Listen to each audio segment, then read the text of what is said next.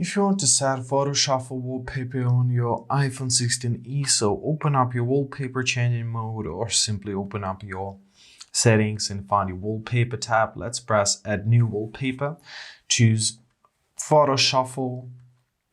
You can either choose album or choose photos manually. I'll choose photos manually. I think those are gonna be my great wallpapers. Now let's press add. So you can switch between styles. We can make a color wash, a natural, and so on and so forth. So you can also pinch to crop. You'll have more settings here. You can choose your shuffle frequency, such as daily, hourly, on lock, on tap.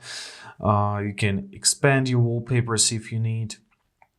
So you can reselect them. When you are satisfied with everything though, press add at the top right corner, choose to set the wallpaper pair, and there you are. Now you have your wallpaper shuffle. And I hope this video is helpful. Thank you so much for watching. Have a great day and please consider subscribing to our channel.